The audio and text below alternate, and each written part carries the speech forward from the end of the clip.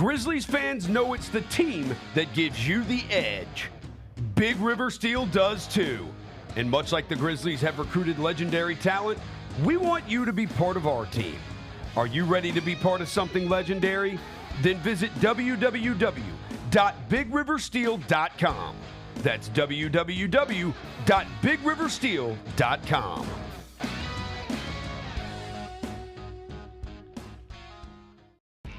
When it's all on the line, you turn to the strong, the stable, the unwavering. To those with a history of raising their performance to meet the moment. It's true in basketball. It's true in banking. Grizzlies Checking from Pinnacle. Play hard. Bank easy. Open a Grizzlies checking account with at least $100 and a recurring direct deposit by August 31st. And you could receive a $200 direct deposit bonus into your account. Details at grizzliesbanking.com. Member FDIC.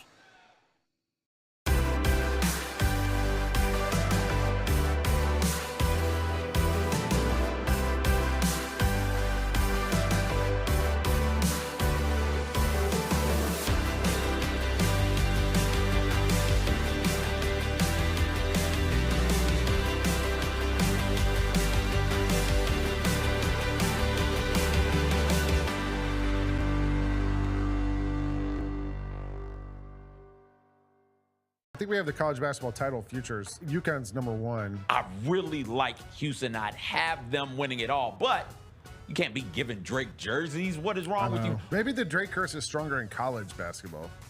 Well, how long has he been riding with Kentucky? He wore an Alabama jersey and Saban retired. The Odds Couple with Rob Fisher, Lang Whitaker, John Roser, and CJ Hurt live Thursdays at 2 p.m. on YouTube at Grind City Media and the official Grind City Media app.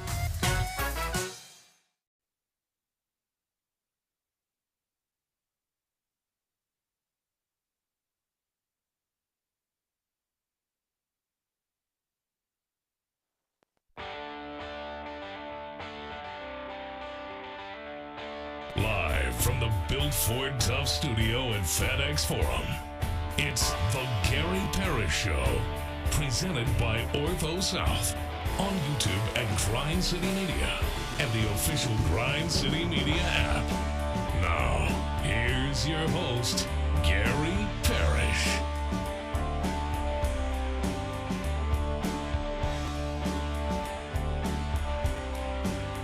All right. I'm here. My name is Gary Parrish. I'm speaking to you from the Built Ford Tough studio, FedEx Forum. We're in downtown Memphis. Ben Doyle's right there producing the program. Glad he's with me. Glad you're with me. Hope you're getting through the day best you can.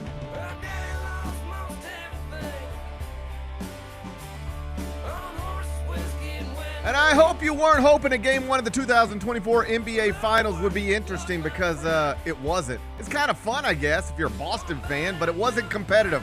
Blowout in Boston. We'll get to it momentarily. First, though, quickly, let me set today's schedule for you. In the next segment, about 20 minutes, Jessica Benson is going to join me. She, of course, is the host of the Jessica Benson Show with CJ Hurt. That's 8 o'clock weekdays right here, Grind City Media. Jess will be in here in about 20 minutes. I'll talk NBA Finals with her. When I finish talking to Jess, I'll take a break, come back, do 5 more things you need to know, at which point we're going to discuss 5 previously undiscussed stories. Among them, the Lakers will reportedly meet with UConn coach Dan Hurley at some point today.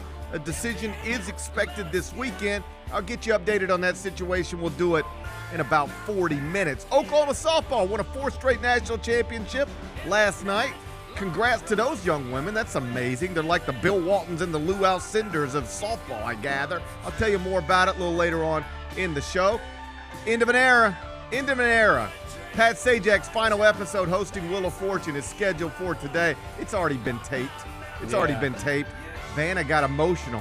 That's what I read. Oh, Vanna. We'll spend some time on that a little later on in the show. The PGA Tour's Transaction Committee and the Public Investment Fund of Saudi Arabia are scheduled to meet this afternoon in New York City. Roy McIlroy was asked about it yesterday. I'll tell you what he said in just a bit. And more sad stuff from former NBA guard Delonte West.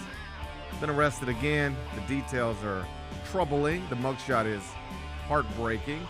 I'll tell you what happened during a segment we call 5 More Things You Need to Know. Then we'll eventually do GP's carry-out. We'll call it a day. So that's the rundown. We got a lot to get to, but I did want to start with the 2024 NBA playoffs Oh, because, boy. I mean, believe it or not, Bennett, Where we at? we're now 48 full days into the 2024 NBA playoffs. Wow. This would technically be right now what we're sitting in. This would technically right now, this would be what people would call day 49. Feels like it just started. No, it was a yesterday. long time ago. It was a long Wow. time ago. Wow. Day 48 was yesterday. It belonged to the Boston Celtics. Game 1 of the NBA Finals. Final score, Boston 107, Dallas 89. It was a blowout. It was boring. The Mavericks tried to make things interesting in the third quarter. They cut it to 8 with 4:28 left in the third. But from there, the Celtics closed on a 14-2 run in that quarter, pushed the score to 86-66 heading into the fourth. And that, as they say, was that. Dallas outscored Boston 23-21 in the fourth.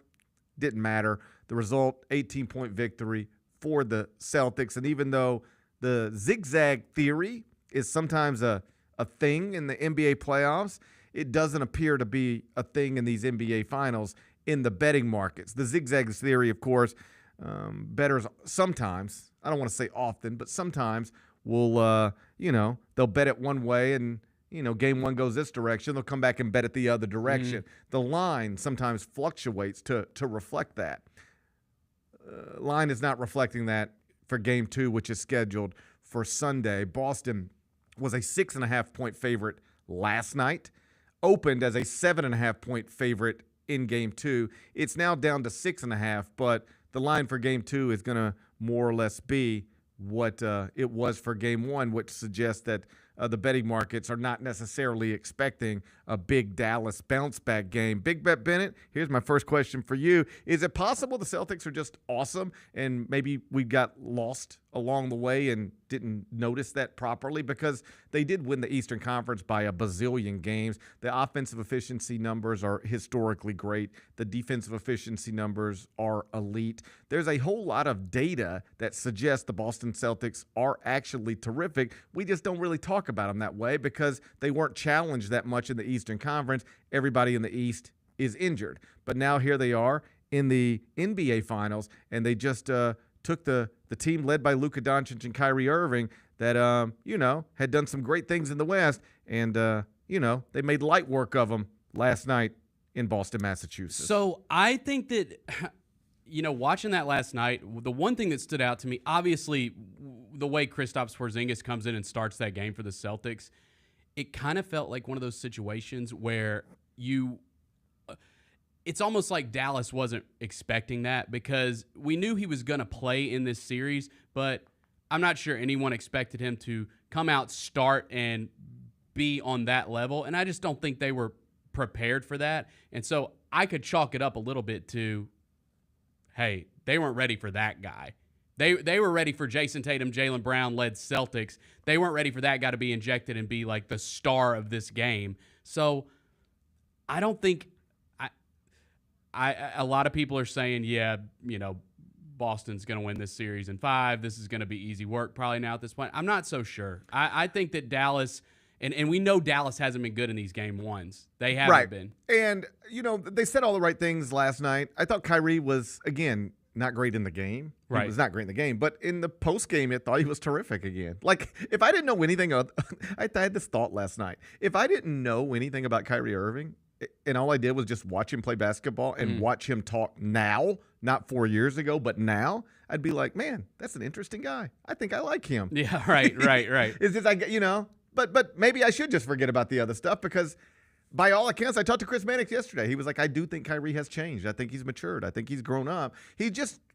Every time I hear him talk now, I'm impressed by him. And I thought even in defeat last night, he was impressive. He did the in-game interview last night after Dallas just got overwhelmed in the first quarter. He was awesome in that moment as well. So I'm not ready to call this over either. I will tell you, though, that this time yesterday in the betting markets, the most likely outcome in the series was a 7-game series. That's what the betting market suggested. How many games is this series going to go? This time yesterday, the betting market suggested the most likely outcome was 7. You know what it is now? 5. Yeah. It flipped like that. I don't buy that right now. I don't. We get so caught up in these first games of these series. I mean, we just do. And Boston looked amazing last night. And if Kristaps Porzingis is playing like that, I'm not sure Dallas is going to have an answer for him. But I don't know, man. These things flip quickly. He was awesome last night. There's no getting around it. We had talked about it leading into this. I guess everybody had talked about it leading into this. I had Vernon in here on Tuesday, and even he was like, listen, it's a calf injury. You know what calf injuries are to basketball players. He might play, but I'll believe he's awesome when I see it. I'll believe he's back to normal when I see it. That's what Vernon said Tuesday, and I didn't disagree with him. Although I did point out that one thing that made me optimistic, I guess, if I were a Celtics fan, is that the diagnosis was never with Porzingis that he'll be back for game 1 of the NBA Finals. That's never the way they described it. They always described it like he could be back by the end of the Eastern Conference Finals. So even his projected return, it was before last night. Right. It's just they didn't have to play those games because they just ran through. Yeah. But like he was expected back by game 6 or game 7 of the Eastern Conference Finals. So in theory, he could have been back last week based off of the initial diagnosis. So the thing I told Vernon earlier in the week was that's encouraging if I'm a Celtics fan, because it's like they didn't just say he might be back by game 1 of the NBA Finals and now here we are. They actually said all along he could be back by last week. Right. And so now it's a week later. And I had read this Q&A with some medical professionals yesterday who had sort of, from a distance, followed the Porzingis injury. None of them, to be clear, had worked on Porzingis or worked with Porzingis, but they were just talking, broadly about calf injuries in basketball players. And something all three of them said, which I thought was interesting. You know what they all said? If he were a baseball player, he would already be back. If he were a football player, he would already be back. If he were a golfer, he would already be back.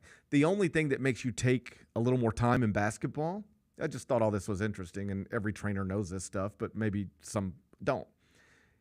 Basketball is a jumping game, and that puts different types of pressure on your calves. So you got to be a little more careful with a basketball player than with a baseball player or with a football player. But to my point, all these medical officials were like, he should be fine. I don't know if he's going to look like, he would look middle of the season when he's been healthy for, 6 straight weeks. But they were not concerned that he was really putting himself at any risk by returning last night, which is in the back of everybody's mind because of what we all watched with Kevin Durant.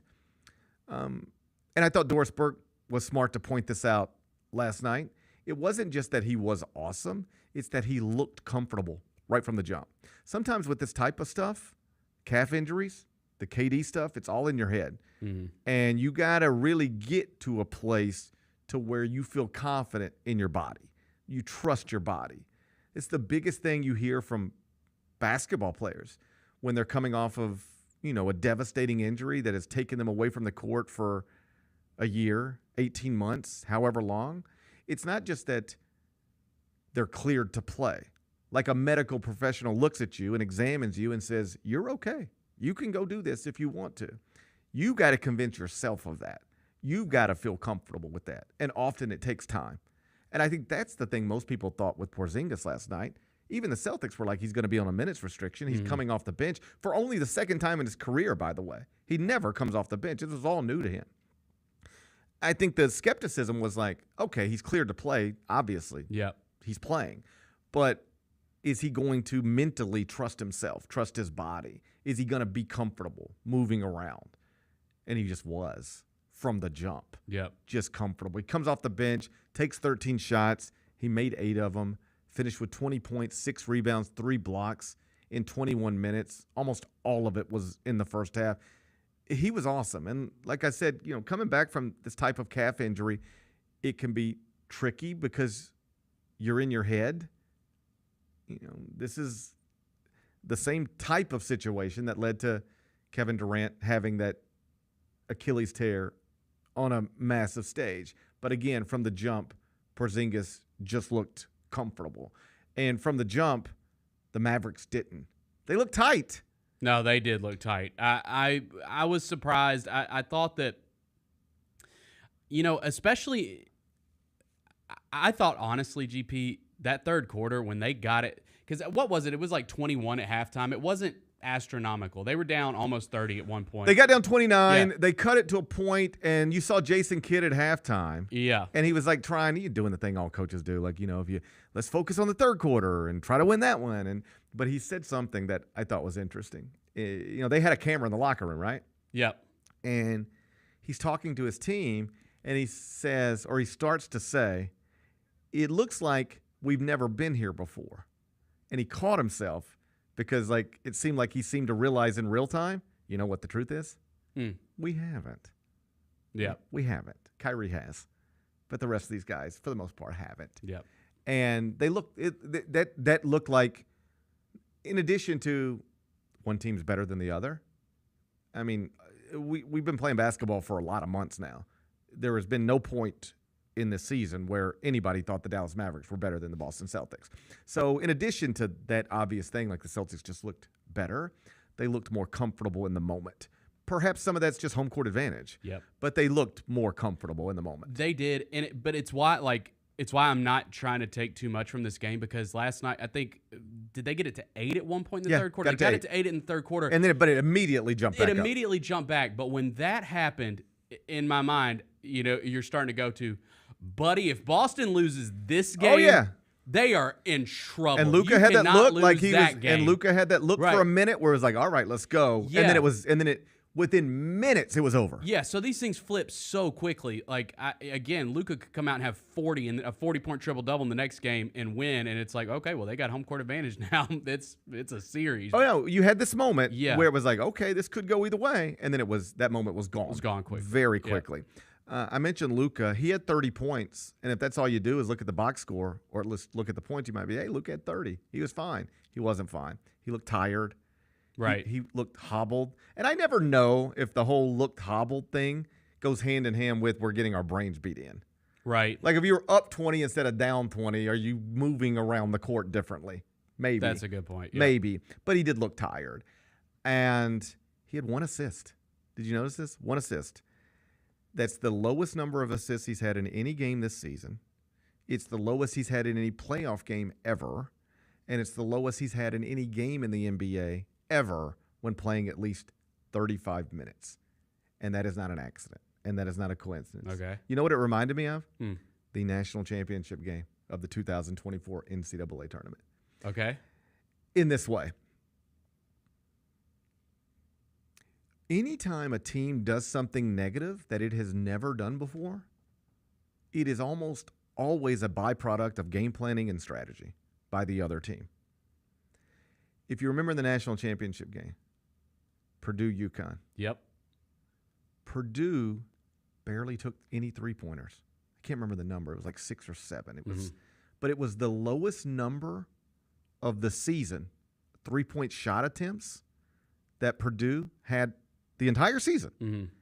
And the lowest number of three-point attempts Purdue had in a game in like 300 and something games. Damn. That's not an accident. Right. So you go, okay, what happened? How did that happen? Why were they not even – it's not like bad shooting nights are a thing in basketball. This wasn't that. They didn't even get the shots. Why didn't they even get the shots? You know they want them. Why didn't they get them? You know why? They used Klingon to guard Edey, and they did not double. They just stayed with the shooters. And they said, we'll let Edey go get 35, and he did. We'll let Edey eat. We're just not going to let Braden Smith and Fletcher Lawyer and these other guys make open shots and corner threes. We're not going to collapse, let him kick it out, open three. These guys are going to get nothing, and we'll let him eat. But we're going to guard him one-on-one as best we can, and these guys are going to get nothing. And UConn dominated in that way. Purdue couldn't even get three-point shots on. 1 assist for Luka Doncic. You know what that's the byproduct of? They guarded him one-on-one. They switched everything. And they got into, they even had Al Horford out there guarding him in space. And it, was okay. It wasn't devastating the way Rudy Gobert was devastating, trying to handle Luka in space. They just said, we're going to guard him like this, and we're not going to leave the shooters. So you're not going to just have these guys standing out on the three-point line, knocking down open shots. That's how he only gets 1 assist. Yeah. There's nowhere to pass the ball. There's nobody to get open shots. That was by design. Now, this is the way this stuff works. Dallas will adjust to that, right? And they'll at least try to adjust for that. But that was really impressive stuff from Boston last night. And again, the fact that the point spread didn't change, but the series price did, and the most likely number of games in the series did in the betting markets. This time yesterday it was 7. Now it's 5. It suggests that, I don't know, the people who are smarter than us, wagering real money on this type of stuff, they saw something last night that made them think maybe this isn't going to be as competitive as some people thought it was going to be this time yesterday. I'll talk to Jessica Benson about it next. Mike did his favorite black films of all time. Mike, where we at? If there's one movie I know every single line to, it is Coming to America. There we go. It is Coming to America. It can come on any time of any day, and I'm going to stop and watch at least 20 minutes of it. Get all of your HBCU sports and culture news by tuning in to HBCU Huddle with CJ Hurt and Mike Wallace. New episodes drop every Thursday on grindcitymedia.com, YouTube, and Spotify. Heart Royal Flush Tour 2024. November 14th, FedEx Forum. A journey through the hits and timeless classics. The iconic band returns with special guests. Jason Bonham's Led Zeppelin Evening. Tickets on sale now at heart-music.com. Heart with Jason Bonham's Led Zeppelin Evening. Produced by AEG Presents. Looking for a full court dining experience? Dribble over to Southland Casino Hotel, your ultimate gaming oasis in West Memphis. As a proud sponsor of the Memphis Grizzlies, we're inviting you to savor the flavors at our 8 incredible dining venues. Ignite Steakhouse is where culinary excellence gets grilled. Indulge in charcoal grilled steaks and farm-to-table favorites perfectly paired with wine or handcrafted cocktails. Enjoy an all-access buffet experience at the kitchens or revel in comfort food and Southern classics at the Fry House. If casual is more your thing, sample the innovative fare at Seasons Cafe, while Chairman's Bar and Charred Oak Bourbon Bar serve up cocktails and live concerts every week. For those on the go, The Grind is your one-stop coffee shop with gourmet brews and grab-and-go goodies. And of course, we can't forget the Sports Bar and Grill, where you can catch all the Grizzlies action with the best pub fare in town. At Southland Casino Hotel, we've got the perfect dining experience for you, so come on down and ignite your taste buds today. Must be 21 plus. Play responsibly. For help quitting, call 800-522-4700. 36 and a half vertical? Watch your head. Yeah, you said it was 44. Well, you sure I said that? 36 and a half? 36 and a half is big. 36 and a half. I've got bench press here. 18 times. 17. Okay. You always have to put a little barbecue It's all barbecue sauce. Barbecue sauce on the wings. The Chris Vernon Show, presented by Caesars Sportsbook, live weekdays at noon on YouTube at Grind City Media and the official Grind City Media app. We have another edition. This will be the 3rd edition of the Debate Club. You guys are going to sell a shoe to Mr. Bennett Doyle, our producer over here. Oh, yeah. I saw these. I've seen these. I saw these on social media too. It's the perfect house shoe. I know, right? Like, yeah, it's not even a house shoe. I bet you they're really comfortable. You know, you heard of unisex. This is unifoot. Oh my God. The Sneak Fest Show, live Tuesdays at 2 p.m. on YouTube at Grind City Media and the official Grind City Media app.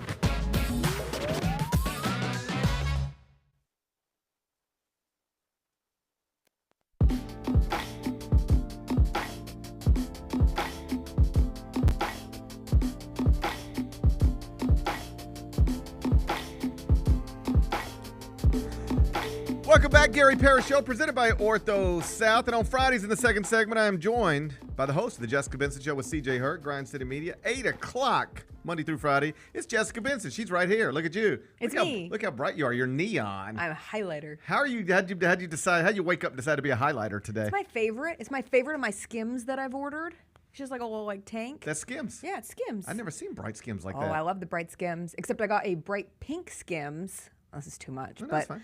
I got a bright pink Skims, and there's nothing I can wear under it. Like, as a woman, we have to think about our undergarments, under clothes, and everything shows through. It's like a very specific color where I have not been able to find a bra that doesn't show through. So I can never wear the bright pink, but I can wear That's unfortunate. Green. I know, That's because I love some highlighter stuff. That's a real crisis. It is, and I don't know what to do. I thought about writing Kim Kardashian herself, You should. but she seems busy. She just did, big actors on actors, sit down. She breathtaking. She liked one of my tweets one time. Did she? Mm-hmm. Well, then you can ask. Can you write to her and ask? Can I either get a refund? She liked one of your tweets. She liked one of my tweets. What was the tweet? Cool. It's all stupid. She liked it and then unliked it real quick. Oh, that's embarrassing. I know, but I didn't know if she was just liking it to like let me know, hey GP, I'm with you, or if she liked it and then was like, I shouldn't have liked that. I take that back. But it was about Tristan Thompson. Oh. Because there was something going on with Tristan Thompson and everybody was banging on the Kardashians and I was like, I don't know. I never met Tristan Thompson. Yeah. I mean, I guess I have, but I don't know this guy. But them Kardashian girls, they tried their best to help him, I thought. Oh, and she liked it? And she liked that. Wow. I was just like, people clowning the Kardashians all the time, but best I can tell, these women tried to really help this guy. Like, there was reports that Khloe stayed married to him so that his health insurance would be covered. You're thinking of Lamar. Lamar Odom. No, it's both. Well, they tried to help Lamar for the health thing. They've tried to like. Yeah, maybe it was Lamar. But it was the health stuff. Yeah, it was Lamar. There was Lamar with the help stuff. Lamar was the bunny ranch. Anyway, I was taking up for the Kardashians, and Kim liked it. And that's the extent of my relationship with her. Let me ask you about Skims, and then we'll move on to basketball. Do you own it because it's Kim Kardashian's, or is it really I own it you in love spite. it? You love it. I hate you how hate much her. I love it. Oh yeah, I really dislike her. Hate is a strong word that I try not to use. But if I was like actually talking about people that I dislike the most in this universe, the Kardashian group would be I love on the top them. for that list. I I love really them. dislike them. I hate what they've done to women. I love what they've done to women. I think that we were talking about this. We just watched the last season of American Horror Story, which I have yelled from the rooftops is the worst season of American Horror Story to ever exist. And she was Kim in this. Kardashian's in it. Right. She's not the reason it's bad. The writing was atrocious and it fell apart at the end. She actually was good in it. Like I thought she was kind of playing herself. But it's TLDR. The story of it is some satanic group, long-standing, centuries-long group of like she-devils who are controlling the world. And I think Kim Kardashian at times makes me like, if there was anything in this universe that makes me wonder if there's someone who made a deal with the devil, it would be the Kardashian family.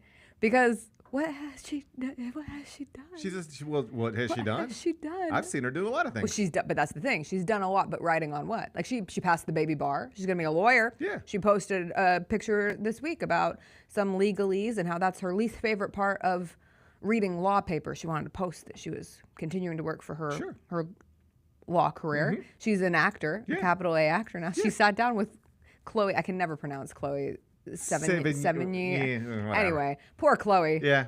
Had to just sit there and listen about why Troop Beverly Hills is the best movie of all time. Yeah, I can't get involved in that part of it. I don't know. I respect her as a successful businesswoman. But I love Skims. Like adore Skims. Like I will take back all the bad things that I said if Kim Kardashian sent me some free Skims. We'll work on that. Okay, thanks. I should probably not hate on somebody. You're a hater. Whose product I use. She got you looking like a highlighter this morning, and you're hating. I think Kim Kardashian, because I rent most of my clothes. I know that. Probably the most consistent brand that I own is Skims. See there? I probably have like at least double-digit Skim pieces. Bennett, you own any Skims? Yeah. No, but I bought my wife some. How about that? For the holidays. Should I get some? Yeah, I just told Chrissy should get some T-shirts. Yeah. They're very comfortable. Yeah. I like comfortable T-shirts. Yeah. Maybe we'll get Skims. There's Vernon has one of the hoodies, I think. That is comfortable. See? Or maybe it was the pants. Yeah. I think it's the pants. I'll get something. I feel like I should support the Kardashians. They, they seem like they need some help.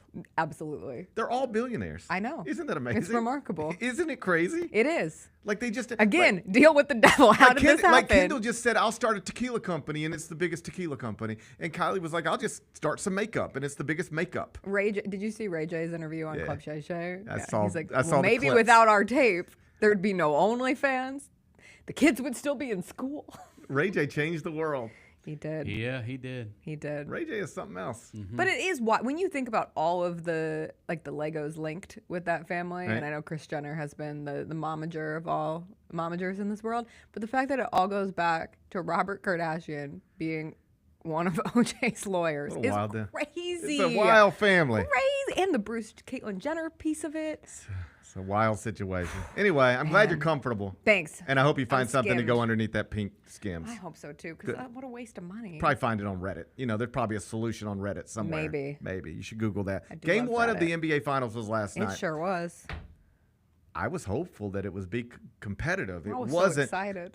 Are we overreacting? Because like the betting markets now think this is a wrap, and analysts seem to think this is a wrap. Are we overreacting, or is this like the Celtics are just too good for them?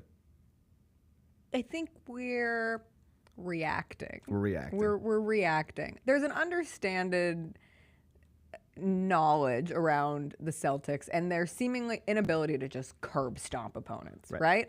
And so we haven't seen that until last night. That's why what they came out and did in the first half of that game felt surprising. Like, even though I was bored from a sense that it became a 29-point lead in the first half, I was entertained in how they did it. The Kristaps Porzingis piece of it, I thought was very Well, that was awesome, and just the fun. scene was awesome. And I heard you talking. You had a friend there who was just like, oh my gosh, said that the place just went insane. and you could kind of feel that. Yes, and and it carried into when he checked into the game. Right. You could feel it, and it felt, obviously it's a finals game, so it's going to be loud, and the crowd is going to be a part of it. But even watching it from your TV, it felt elevated. Because when Porzingis any checked finals in. game is going to be at a certain level. Add the Kyrie ingredient, that's another level. Yeah. Add the Porzingis. Not enough, according to Kyrie. Yeah. Surprised, a little that quiet. that was the first little thing he said. Quiet. He couldn't stop. He couldn't help himself. He couldn't help himself. That was the first slip up where he was like antagonizing. Because up until that moment, he had just been gracious and humble, and he had that little moment where he wanted to tweak him a little bit. Yes. We'll see what the reaction to that is in game 2. Yes, and that, like, I think Kyrie has all the potential to be better in game 2. He had good shots. Right. He had good looks. They just didn't go in yesterday. And as the Mavs try to adjust and figure out, okay, what do we do as the Celtics and their defense essentially shut off their two moneymakers, their lobs and their corner threes. That's right. That has been outside of the Luka Kyrie factor. That has been what has carried the Mavs into the NBA Finals. And so from that standpoint, like, what the Mavs have to deal with in terms of the Celtics defense is interesting, but I'm more interested, like, how do the Celtics function offensively? Can the Mavs throw different looks at the Celtics that force them off the three-point line a little bit more, get into the meat of it, which is where the Mavs are better defensively? And when they go smaller, I think we saw the small sample size of that with Maxi Kleber when they put him in and they go smaller, and if they can use him because he's so much better at switching than Daniel Gafford, Right. there's something to work with. So all that to go back to your first thing, I saw enough from the Mavs in spurts that made me not feel as if the Celtics are absolutely just going to run away with it. That said, I wouldn't be surprised if we're sitting here That's where coming I'm out at. of the weekend and the Celtics just won another game by double digits. Like, I'm at the point where we might just look up and it's a 5-game series and they win 4 games by, 3 of them by double digits. Yeah. And we go, well, my God, they won the East by 1 million and the efficiency numbers were off the chart. Like, maybe we didn't pay close enough attention to it because they didn't have Jokic or Giannis or Embiid or an MVP candidate, but this was clearly the best team in basketball, and Yes. now they're the champions. And they didn't even have to rush. It makes me think, when could Porzingis have come back? I think last week it looked like, because he was like ready to Yes, go. Exactly. And like, if they had needed him in a conference finals against an Embiid or a Giannis, could he have played? And instead he was just able to rest up and goes out there, has the time of his life. He's smiling his face off. Also, Jaylen Brown feels as if he has elevated into a different attitude this postseason. And I've been really impressed with how Jaylen Brown has almost been the leader of the Celtics team, and at least the vocal leader, whereas you can make the argument Jason Tatum, Jaylen Brown, whichever one. But I think he was genuinely, we talked so much about him being left off All-NBA. Right. I think he was more mad that he was left off the All-NBA defensive teams. Right. Because last night, he proved he's one of the best. I mean, he had the block at the rim. Multiple. Yeah. He had the Derrick Jones one. He had the Kyrie one. Right. Yeah. Yeah, he was terrific. He's picking Luka up full court, half court. Yeah, and that's the other problem. Like, when you can just guard Luka one-on-one, like that, it takes Weird away how a lot. that works. It takes away a lot. Like, we learned in the last series, like, Jaden McDaniels could not guard Luka one-on-one, and right. it caused the Timberwolves to have to make monumental adjustments to their game plan. They were comfortable Jaylen last Brown night was just good living last with night, it. yeah. They were comfortable just living with it. Like, we'll switch it if we need to switch it, but we're not going to blitz him. Nope. And even when and Bennett and I talked about this yesterday, the data suggests that blitzing him is the way to guard these pick and rolls, and they just said we're not going to do that. We'll switch it, and we'll let Al Horford get out there and move around, and we'll live with whatever happens. And it worked last night. I thought he looked really uncomfortable in the first half. He did. Yeah. Like perhaps all the conversation of more time is good for injuries. Right. Sometimes adrenaline can carry you through, and when you sit on something for a significant period of time, you're reminded of how. Well, there was. And I'm not trying to make excuses. Yeah, for no, him. but He there just was looked belabored. I just he looked tired, and I just noticed at one point, it was getting back on defense, and everything was ahead of him. He was way back here, and he looked. Was that when he was calling for a sub? And I wonder how much of that is we're down 20, so this is the way I feel. If we were up 4, I would be moving different. I don't know. And when they made the burst in the third quarter, right? He had that look but then it was gone quickly. But he did say in advance of Game 1, in between the Western Conference Finals and the NBA Finals, he did say, "I don't really feel any better." Nothing's better. Right. And so it didn't look better last night. Because they wouldn't let him drink the beer. They took his beer. That one victory beer could have changed everything. Just let him have his beer. Last thing before I let you go, I thought this was interesting from Kyrie. I don't know if it's sensible, but I thought it was interesting. He said most of the right things last night. Like we got to be better. That was just bad. We were bad. I was bad. We were bad. Got to be better. He said, but here's the thing about, and I'm paraphrasing here a bit, but here's the thing about a 7-game series. We don't have to play 7 good games. We have to play 4 good games. We have to be good 4 times. Right. Tonight we weren't good, but we just we don't have to be good every time out. Yeah. We just have to be good 4 times. I don't know if that's I think that's a manageable way to wrap your head around it, though, or at least to try to get a bad one behind you. Like, hey, that's not a big deal because we didn't necessarily need to be good 7 times. We just got to be good 4, and we got opportunities to do that. Again, maybe it's lying to yourself. If you're constituting if you had a good year, right? Like, how do you define a year is 365 days? Right. How many days have to be good days for you to say, man, this is a really good year for me? 4. What would be the 4 equivalent? Let me do some percentages here. Let's see if I can do it. 4 out of 7 is 57%. Yeah, that sounds right. So above 50% of the days.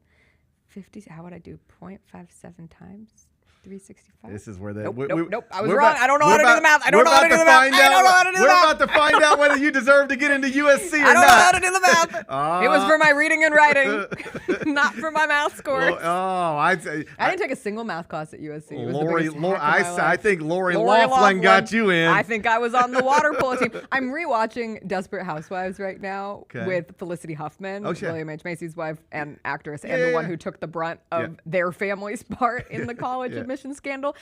She was so good. I think she could have had, you know how we see all these like older women actresses now almost having like a renaissance of sorts. Like my woman in Hacks. Jean Smart. And Felicity Huffman's younger than Jean Smart's 73 years old, which is insane. She's phenomenal. You watch Hacks, right? It's my favorite show. Great. Chris says I get like a twinkle in my eye, and I was so sad when I realized the last episode we watched was the season finale. It like sucked everything out of my life. It's really great. It is. And Jean Smart's great. Sure. I think Felicity Huffman, maybe she could still come back. Like Lori Loughlin's back making TikToks with John Stamos all the time and living her life and doing Lifetime movies. But Felicity Huffman just went into the abyss. And I think she was the best of the Desperate Housewives, which I never thought when I was watching it. When I was young, you wanted to be like, I don't know, one of the sexy Desperate Housewives. Well, there was Eva Longoria, and then Terry Hatcher. Marsha Cross, which was not the sex. She was like the very prim and proper. Yeah. And then Felicity Huffman was kind of. But it was Eva Longoria and Terry Hatcher. Those are the ones. Those were the two. Yeah. Or Nicolette Sheridan, who was not there you go. One of the friends. She was like the outsider. Right. But she had the scene where she's in like booty shorts washing the car. I remember. Jessica Simpson. I remember. We used to watch it. It holds up. I'm having the time of my life watching this show. And they had the good-looking young guy too. What's his name? Jesse. Jesse Metcalf. Well, how do I remember Before that? he was. How did I remember that? John Tucker Must Die. Wasn't he in John Tucker Must Die? You're talking to the wrong person about that. Jesse Metcalf was the young hunk. Yeah. He had to climb out the window. I wonder how he's holding up. Let's see what Jesse Metcalf is up to. I bet he's doing okay. Jesse Metcalf. Gary, we have to be on time today. Google's who is what's Jesse Metcalf up to? He was in John Tucker Must Die. Yeah. He was in the TNT reboot of Dallas. Well, I'm looking at him on Instagram. From 2016 to 2021, he starred in a Hallmark Channel hit series, Chesapeake Shores. Yeah. Can't say I hit series. I was into that hit series. Well, he seems to be I'm looking at his Instagram. Guy. I'm looking at his Instagram and he works out a lot. Okay, well that makes sense why he's a Hallmark guy. Yeah. In 2020, he was in Martha Vineyard's Mysteries on the Hallmark Movies and Mysteries channel. You know what? He's doing better than me. He's on Dancing with the Stars. Yeah, he looks better than me. You know, if I could trade everything with Jesse Metcalf right now. I would too. Good for I would him. too. So would Bennett. I thought he was going to be a star. Yeah, well, it's hard. Things happen. It's hard. It's hard, Jessica. It's hard out It there. is. All right, I gotta go. Okay, bye. This might be the most put together segment we've ever had on a Friday. Actually, we gotta stay on schedule. I know. today. I was told. I got a baseball tournament to get to. Okay. All right. Good Hey, luck. I appreciate you being here. I'll let you know how we do. When we come back, Dan Hurley's on the clock. Is he going to be the Lakers head coach or remain at UConn? Expected to meet with the Lakers this afternoon. Decision by the weekend. I'll get you updated on that story next.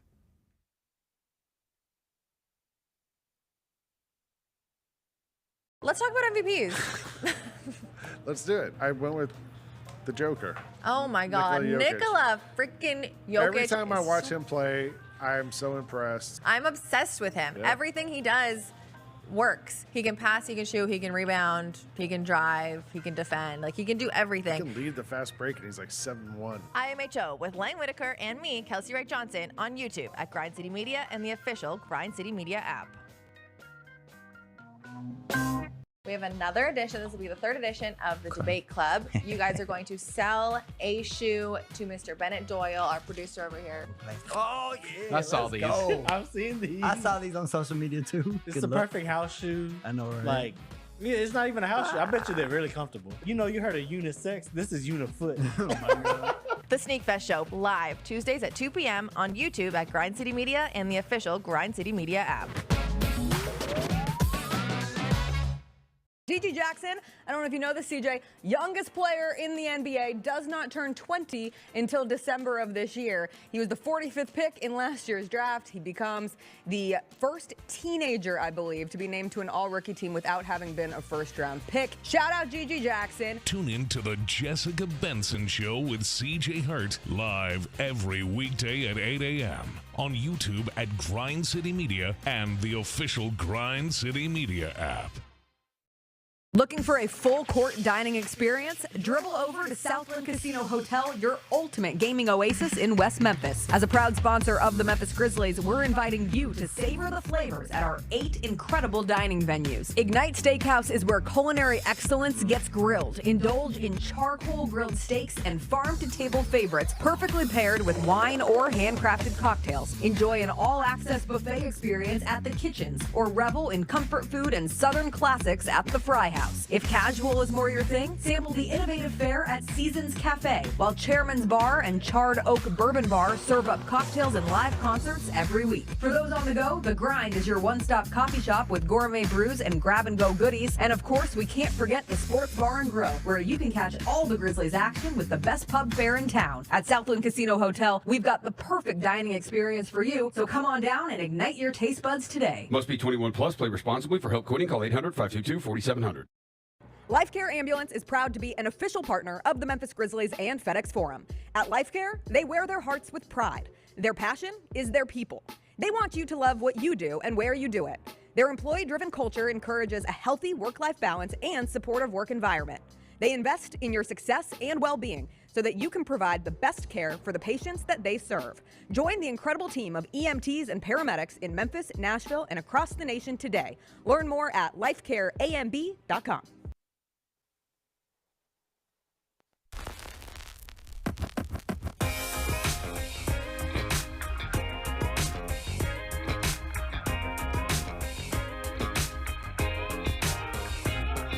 Orthopedic injuries can be unpredictable, unforeseen, and unscheduled, and Ortho South understands this better than anyone. Since your injuries don't make appointments, you don't need to either, and that's because Ortho South welcomes walk-ins during the weekdays, in the evenings, and even on Saturdays. So next time an unforeseen injury makes an unscheduled appearance in your life, visit orthosouth.org to find your nearest urgent care location. Just walk in, and Ortho South will take care of everything, especially you. Learn more at orthosouth.org. That's orthosouth at orthosouth.org. Now, I got 5 more things you need to know. Number 1. Update on the Dan Hurley situation with the Los Angeles Lakers. According to Adrian Wojnarowski from ESPN, Dan Hurley is expected to meet with the Lakers today in California, and a decision should come by the end of the weekend. Do you have a prediction, Big Bet Bennett? Dan Hurley is Going to coach UConn or the Lakers next season? I will say he is going to coach the LA Lakers next season. It certainly sounds that way. There's a lot of smoke. A lot of smoke, Bennett. I don't know if you watched last night all of the reporting both before the game and during the game and after the game with Woj,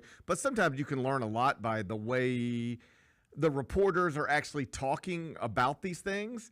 And every time Woj was asked about it, whether it was Scott Van Pelt or anybody else, whether he recognized he was doing this or not, would give a lot of reasons for why Dan Hurley should probably take the Lakers job, and there weren't a whole lot of reasons for why he should stay at UConn.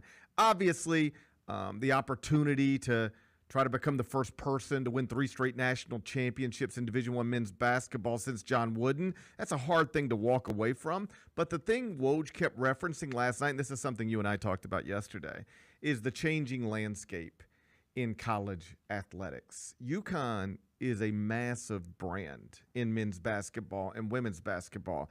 But you know what UConn does not have?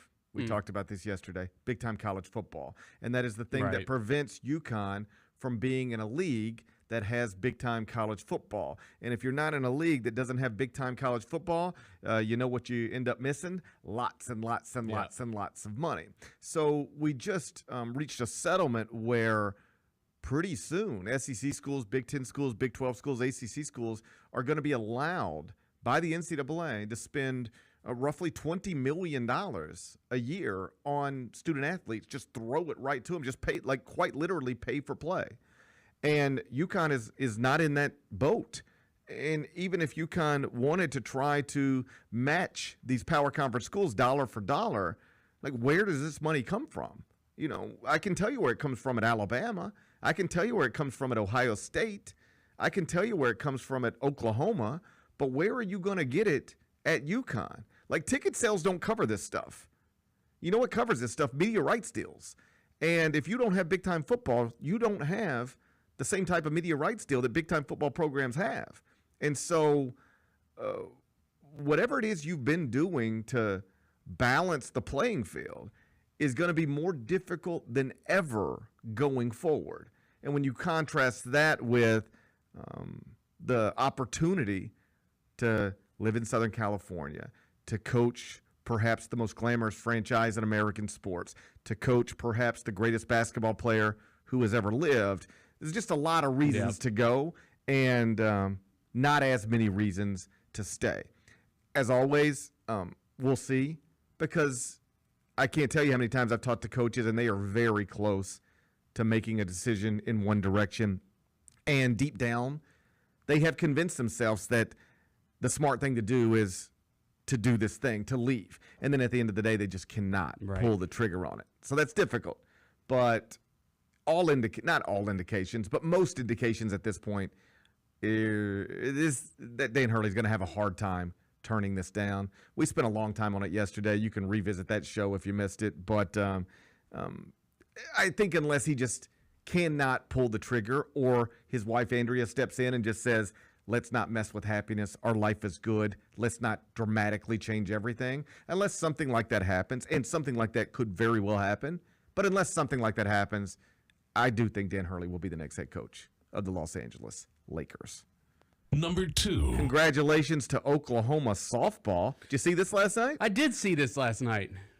How do you get involved in softball having your College World Series run head-to-head with the NBA Finals? I'd schedule around it, I think. I'd schedule around it too, maybe. I think maybe I'd have an Oklahoma softball game tonight. Yeah. As opposed to that last would night. work out well. I don't know if you should be clinching championships heads up against the NBA Finals. Yeah. Like, I was watching ESPN's lead up to the NBA Finals last night. Yep. And then, like, at 7 o'clock or whatever, their coverage stops on ESPN and shifts over to ABC. Right. It's basically the same show you're watching on ESPN. That's it just right, continues on ABC. But they immediately went to game 2 of the College World Series, and it's softball, and it's Oklahoma, and it's Texas, Red River. And I was like, why are they doing this?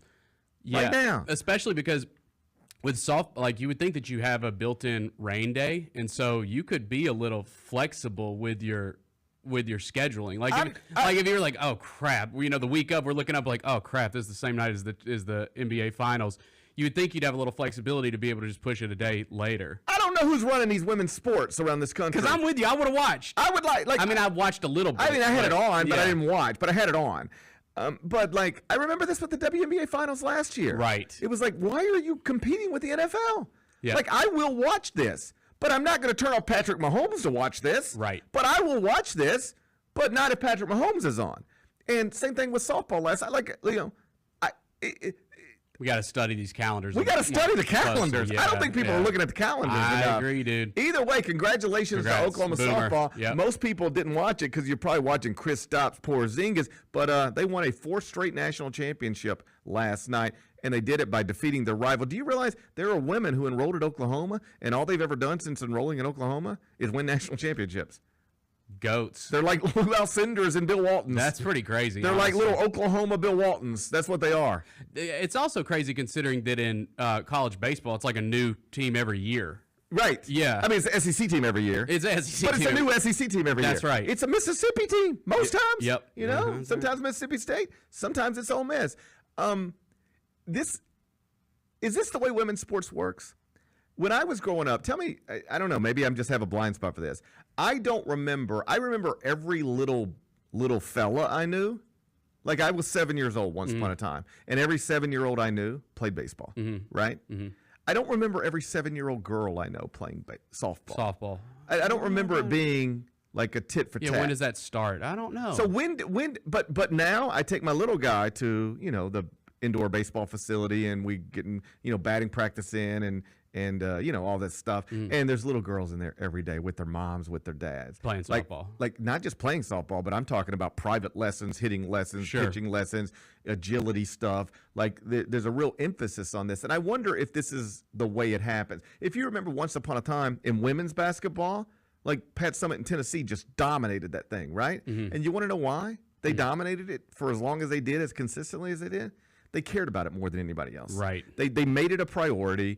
And they made it a destination. And there weren't a billion little girls out there growing up playing basketball. But however many they were, they wanted to go to Knoxville to do it. And that's how that became a thing. And now we're watching this thing in softball, and I won't pretend I'm familiar with it at all. Like, everything I know about it, I've probably already told you. But, like, you see this program just completely dominating in a way that makes people like me pay attention. Right? If, I don't know, Syracuse had a softball championship last night, and, it was just Syracuse won a softball championship last night. I don't know that I'd know anything more than Syracuse won a softball championship last night. But there's something about this program has won it 4 straight years. Like, that's like UCLA John Wooden stuff. Yeah. What's going on there? And then it makes people pay attention, and then it makes that a destination, and then people go, man, if you pay attention to them, what if we prioritize softball? Perhaps we should too. And next thing you know, rising tide lifts all boats. There it is. What do you think, Bennett? I like it. You softball fever? I don't know about fever. Let's get the scheduling thing. We got to get the scheduling thing worked out. We can't be putting Game 2 of the Softball World Series heads up against Boston and Dallas. That's a miscalculation. I think so. Somebody screwed up. But either way, I'm happy for those young women too. in Oklahoma. Congrats. They're champions 4 times now. It's amazing. Number 3. You know what today is, Bennett? I do know what today is. It's an end of an era. Yeah. Today is an end of an era. On a Friday night, it's kind of... Well, when would you want to end an era? I don't know. I think we need a little more I think Friday's spotlight on it. I actually think Friday's a great day to end an era. Friday's the team. Every era I've ever ended came on a Friday. Yeah, but I'll never forget when I ended my era at 92.9 on a Friday. Okay, but this is like Friday's the TV dump day. That's true. Yeah, Friday's when point. you dump the shows that are going to get canceled. I understand. Right? And so, but we're talking about Pat Sajak. That's right. The great Pat Sajak. Wheel of Fortune, today is his last show. 41 seasons. You know how I know that? How do you know that? Because I'm like a Wheel of Fortune guy now. That's I know. Yeah. I know. Yeah. You never think you're going to be that. I know. Like, you never think you're going to be the old guy that watches Wheel of Fortune when he eats dinner every night. And then you just look up. And then you look up and you're that guy. I know. And it's I wouldn't say it's embarrassing. Like, no shame. Like, Wheel of Fortune's a great show, but at the same time, it's like, damn, life comes at you fast, man. You ain't kidding. Yeah. One day you're like, man, I'll never sit at home watching these stupid TV shows. I'm going to be in the bars. Right. Hooking up. Now look at you. You're just sitting at home with a beard. Yeah. Watching Wheel of Fortune. Wheel of Fortune, that's right. Probably eating a TV dinner. Yeah, getting mad at no, we don't eat TV dinners. Come on, man. Those are they're home not cooked meals. Come on. You probably got a banquet meal. No, we're cooking. We're cooking in the Doyle house. Okay, well, you're proving my point. Yeah. Okay, you're further proving my point.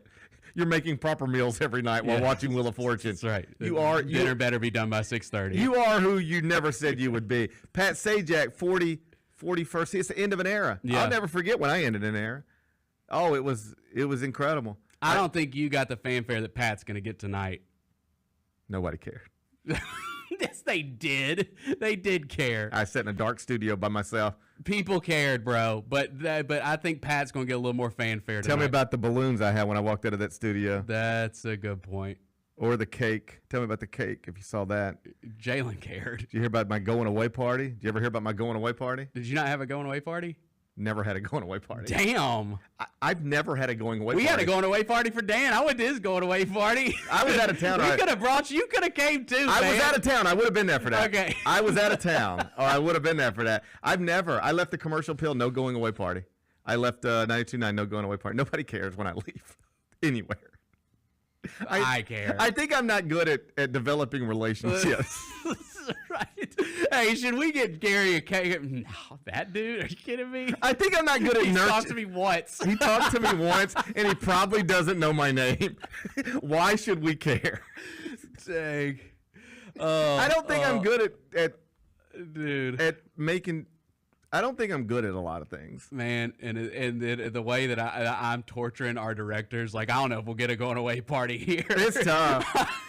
Anyway, Pat Sajak, they're probably gonna it's gonna be a big deal today. I only did like 13 years at 92.9. This dude did 41 at 41 years. Hey, did you see what he's gonna do in retirement? Did you see this? I thought this was neat. Go to Dodgers games? No, I mean he might. He's a season ticket holder. Sure. Yeah. I mean, why wouldn't he be? Right? You know what he's gonna do? He's going to Hawaii. Oh, okay. Love that. Love that. And he's gonna do small community. He's doing a play. Oh, that's cool. With one of his friends who's in television in Honolulu or something.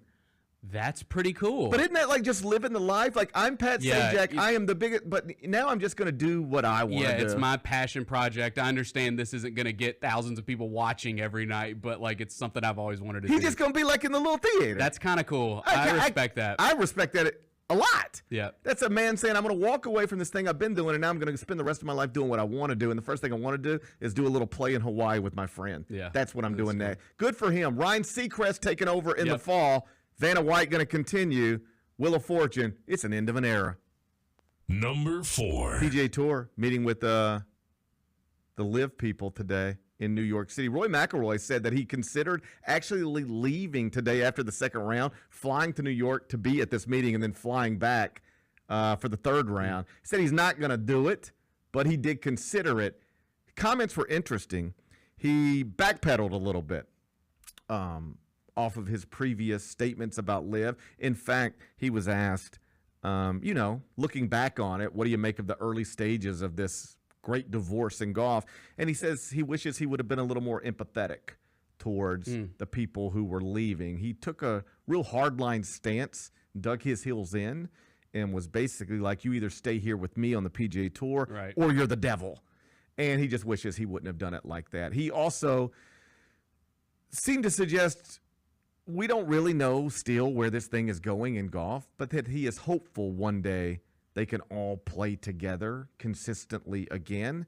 But he didn't seem to think that day was going to be tomorrow. In short, Roy McIlroy said he's not privy to everything, but he believes that Live Golf is going to continue to operate as a separate entity, but that he hopes that this meeting and other ones that will happen in the future can lead to them reconciling and getting back on the same golf courses more often than they do right now, because right now it's really, for the most part, only 4 times a year, and that's at the 4 majors.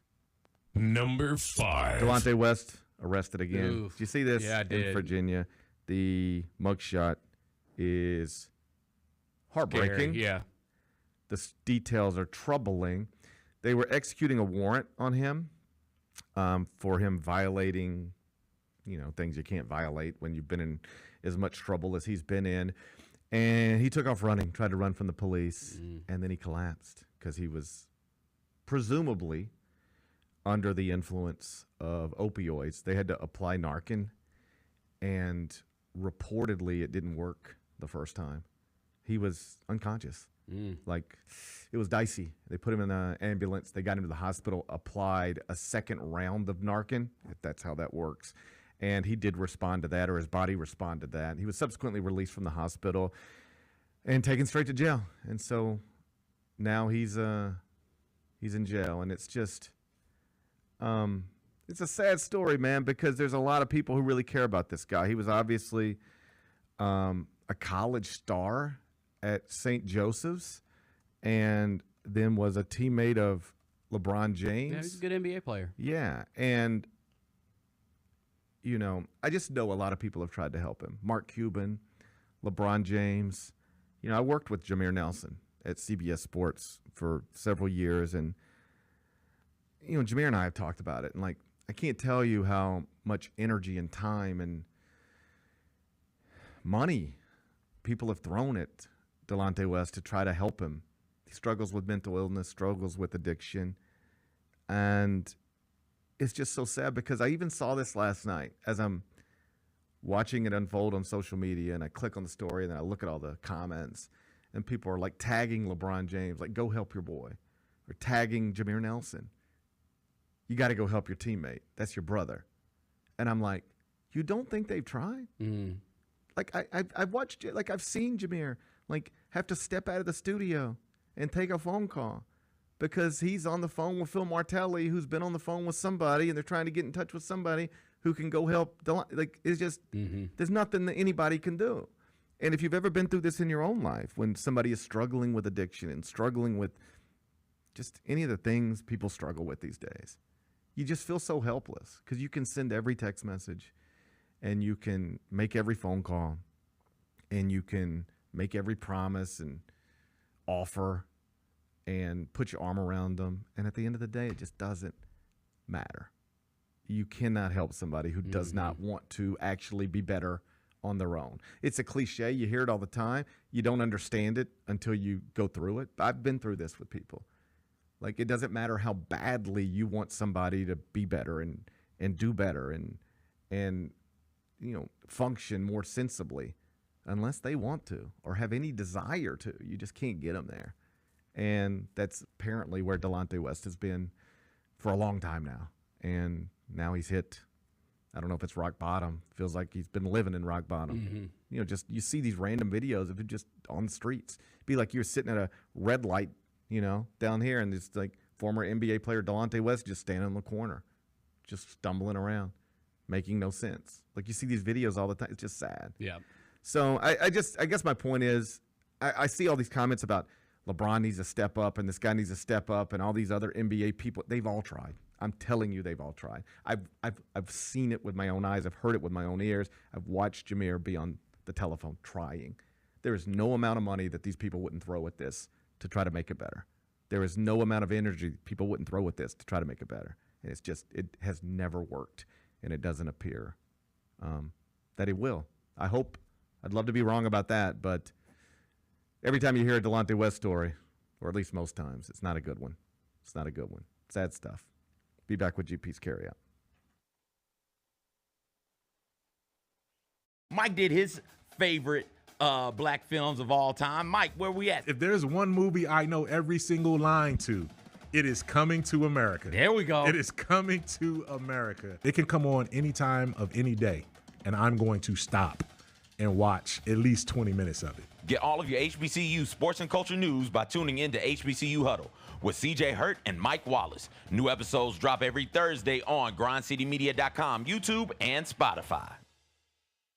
I think we have the college basketball title futures. UConn's #1. I really like Houston. I'd have them winning it all, but you can't be giving Drake jerseys. What is wrong with you? Maybe the Drake curse is stronger in college basketball. How long has he been riding with Kentucky? He wore an Alabama jersey and Saban retired. The Odds Couple with Rob Fisher, Lang Whitaker, John Roser, and CJ Hurt live Thursdays at 2 p.m. on YouTube at Grind City Media and the official Grind City Media app.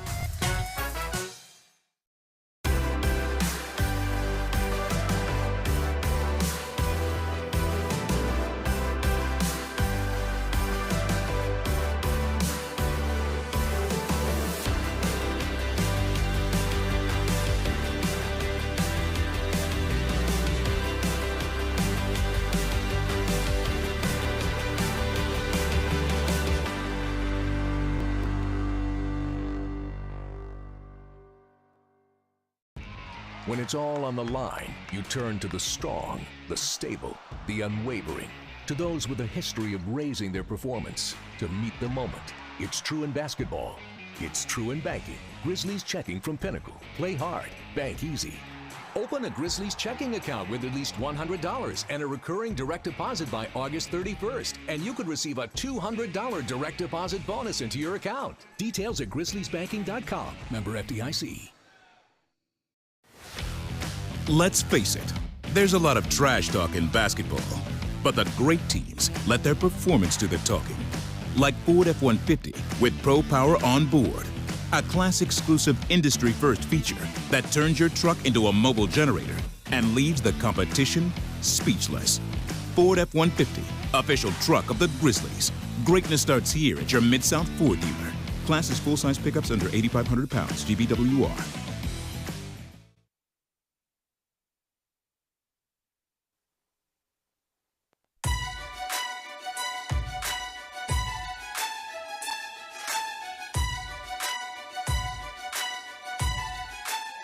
Welcome back. Gary Parrish Show, presented by Ortho South. We're in the Built Ford Tough studio. Let's wrap this up. Be done with it. Let's do GP's Carryout. It's time for GP's Carryout. One final segment filled with stuff to take with you. It's not everything you need to know, but it's most of it. What did we learn today? Whole bunch of stuff, but we mostly focused on the NBA Finals. Game 1 was last night. It was not close. Dallas tried to make it competitive in the third quarter, cut that deficit to 8, but then Boston almost immediately just pulled away again. Blowout City, TD Garden, Game 1 goes to the Celtics. Yeah, they might just be awesome. I think they're pretty awesome. Maybe we know that. I mean, like, I think all the data is there to highlight this team might be awesome. Like the offensive efficiency numbers, defensive efficiency numbers, the regular season record, the postseason record, like all the stuff there. Like, hey, they might be awesome. It's there to look at. Yep. But people have not called them that too often. But I think that might change after this series is over. If the series continues to go the way it looked like it was going to go last night. You never want to overreact to a Game 1 of any series, but it looked like the better team won last night. It looks like the inferior team is going to have a hard time making this go another direction. What's today's biggest game? WNBA. We're at Capital One Arena. Washington, D.C. Guess who's back on the court tonight? Who's back? You know, Caitlin Clark. Okay. Indiana Fever star. Oh, this is tough. Yeah. Fever and the Mystics. Yeah. You know how many games the Mystics have won this year? Okay. It rhymes with Nero. Yes. 0-10. Okay. Mystics stink. I'm going Mystics. Because they're playing at home. They're 0-10, and the Indiana Fever suck, even though they have Caitlin Clark. Like You're a hater. No. I'm not. Sounds like a hater. Like it's Indiana minus 2.5 on the road, dude. You're gonna win a game eventually. They're 0-10. The Mystics are 0-10. I know. I just told you that.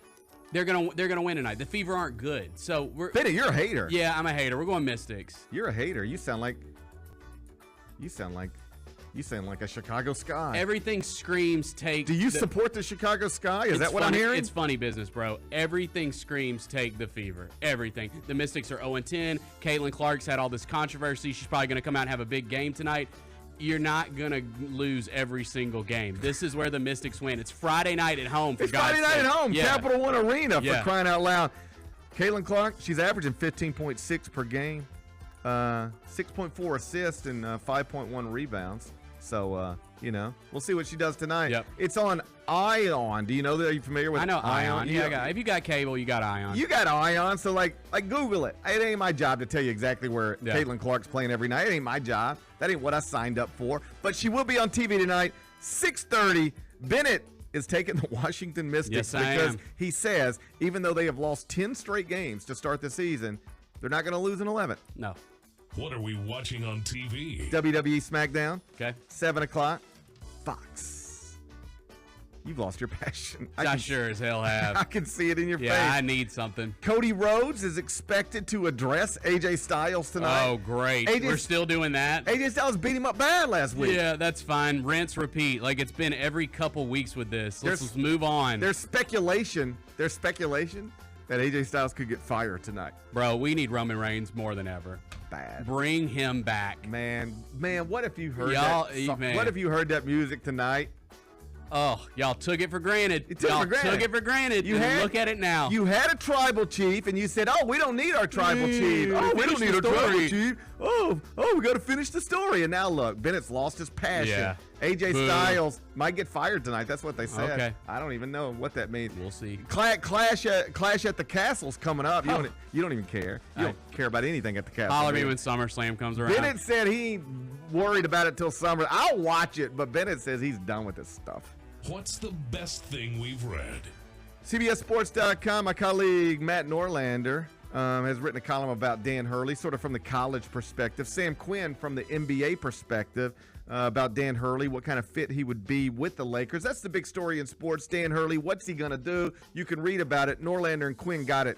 CBSSports.com. What's on tap next week? Oh, next week is going to be a wonderful week. We'll be right in the middle of the NBA Finals. Yep. Game 2 is Sunday night, so on Monday we'll be reacting to that. Michael Eaves is going to join us in that second segment. He'll be on SportsCenter Sunday night, so have a lot to talk to him about. I can't wait. Enjoy your weekend.